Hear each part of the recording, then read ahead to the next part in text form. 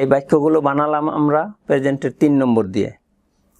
প্রেজেন্টের 3 নম্বর এর অর্থটা এরকমই, আমি এসেছি, দেখেছি, খেয়েছি, লিখেছি, পড়েছি, জেনেছি। এই অর্থটা মূলত অতীতের, এটাকে আমরা আরবিতে মাজি করিব বলি। তো কিন্তু নিকট অতীতের, বাংলায় আমরা এটাকে পুরা ঘটিত বর্তমান বলি। তো ইংরেজিতে এটাকে প্রেজেন্টের মধ্যে নিয়ে আসে, ফলে আপনার প্রেজেন্টও 4টা, পাস্টেও 4টা এবং ফিউচারের 4টা, এভাবে 12টা টেন্স হয়। তো যেখানে নিয়ে আসুক তাতে আমাদের অসুবিধা নেই, অর্থ হলেই হলো। আচ্ছা, এরপরে টেন্সের টুকিটাকি কথা, কোনটার সাথে কি পার্থক্য, সেগুলো আমরা গ্রামারের আলোকে ব্যাখ্যা না করে আমরা প্র্যাকটিস করতে থাকি। একসময় প্র্যাকটিসের মাধ্যমেই এর পার্থক্যগুলো বুঝে আসবে। আর দু একটা কথা বলা লাগলে সেটা আমি বলে দেব ইনশাআল্লাহ, সেটা নিয়ে আপনার টেনশন করতে হবে না।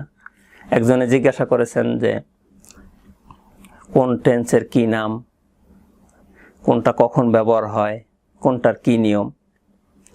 তো আমি তাকে উত্তর দিয়েছি যে এগুলো আমাদের এখন জানারই দরকার নেই, আপনি শুধু ব্যবহারটা শেখেন, সেই একটা টেন্স শেখেন, ওর আলোকে আরো 10টা বাক্য বলেন, 20টা বাক্য বলেন, বাক্য বলতে থাকেন, এভাবেই শেখা হয়ে যাবে ইনশাআল্লাহ, গ্রামারের জটিলতা ছাড়াই ইনশাআল্লাহ।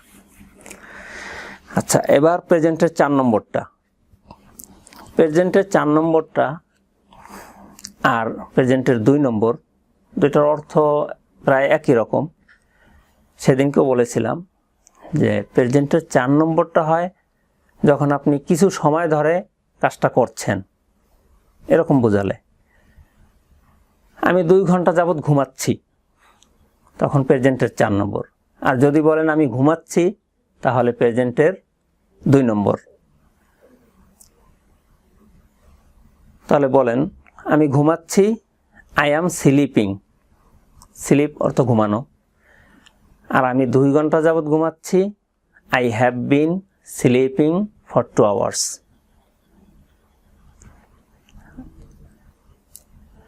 আমি 2 ঘন্টা যাবৎ পড়ছি, I have been reading for 2 hours. আমি আধা ঘন্টা যাবৎ পড়ছি, I have been reading for half an hour. আমি সকাল থেকে পড়ছি, সকাল থেকে, সিন্স মর্নিং। আমি সকাল থেকে পড়ছি, I have been reading since morning.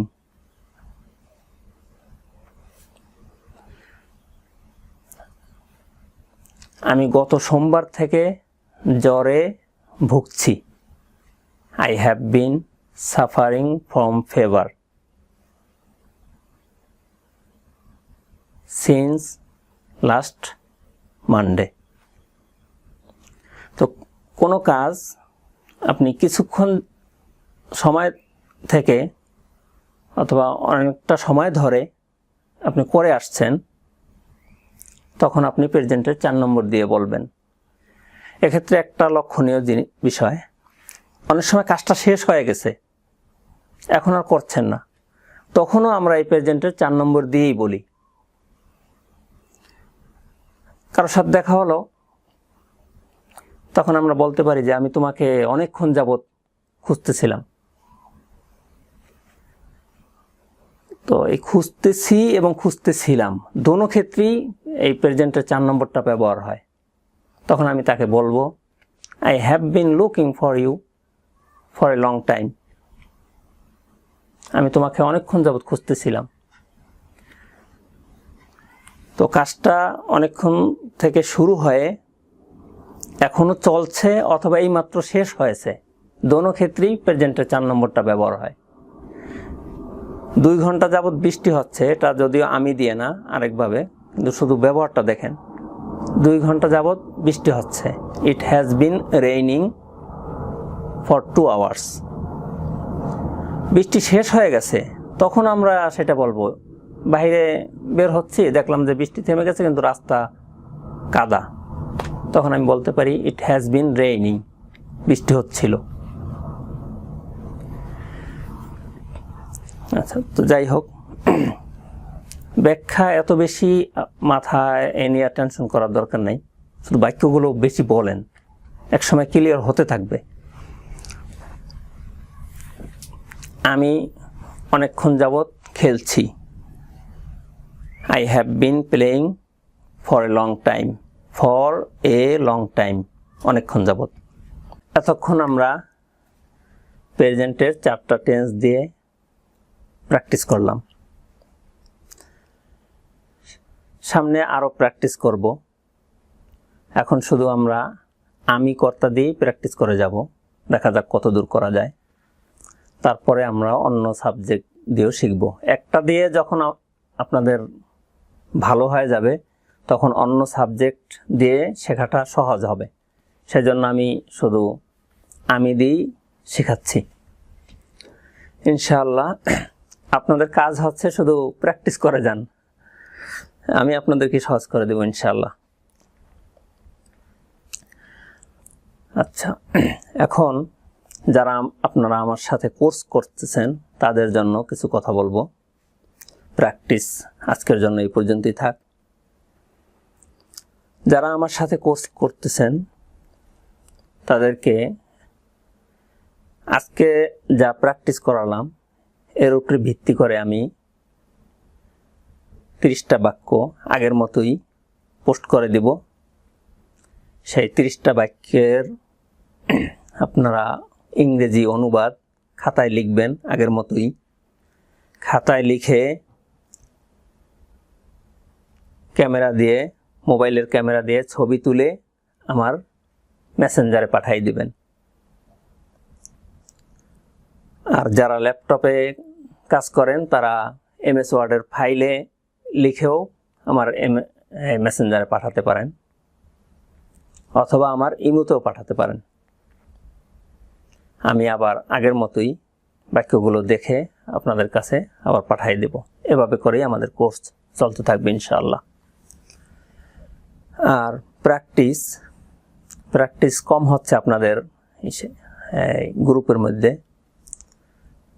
মধ্যে আপনাদের একে অপরকে কিছু বাক্য লিখে প্র্যাকটিস করবেন।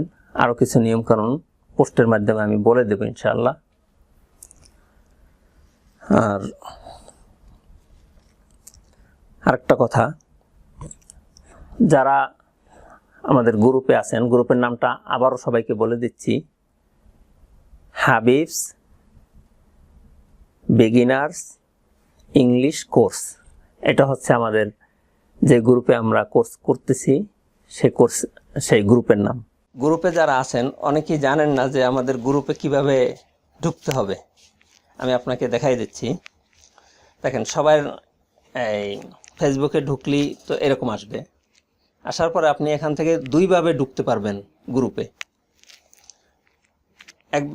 একভাবে হচ্ছে এই দেখেন, আপনার কোনায় এই যে চিহ্নটা আছে, এই চিহ্নতে আপনি টিপ দেন, দিলে এখানে আপনার অনেকগুলো বিষয় আসতেছে। নিচের দিকে দেখেন এই যে গ্রুপ একবার লেখা, এখানেও দিয়েন না, হ্যাঁ সরি, এই গ্রুপের টিপ না দিয়ে এর নিচে আরেকবার দেখবেন যে গ্রুপ লেখা আছে, এই যে গ্রুপস, নিচের এই গ্রুপসে আপনি গ্রুপসের নিচে দেখেন হাবিবস বিগিনার্স ইংলিশ কোর্স, এটা আপনি টিপ দেন। টিপ দিলে এই যে আমাদের গ্রুপের পেজ চলে আসছে। এখন আপনি এই গ্রুপের সব পোস্টগুলো দেখতে পাবেন, আমাদের যা কিছু আছে সব কিছু এখানে আছে, সব দেখতে পাবেন। আচ্ছা, দ্বিতীয় আরেকটা পদ্ধতি, সেটা আপনাকে দেখাই দিই। আবার ব্যাকে যান, ব্যাকে যাওয়ার পরে এই যে সার্চের জায়গা উপরে, এখানে আপনি টিপ দেন। টিপ দেওয়ার পরে আপনার লেখেন হাবিবস, হাবিবস লেখা শুরু করেন, HABIB হাবিব। এরপরে উপরের একটা কমা আপনি দেখেন, এখানে টিপ দিয়ে এই যে উপরের কমাটা, এরপর একটা S লেখেন, হাবিবস। হাবিবস লিখলেই দেখবেন যে আপনার চলে আসবে হাবিবস বিগিনার্স ইংলিশ কোর্স, এই যে উপরে। সেটা টিপ দেন।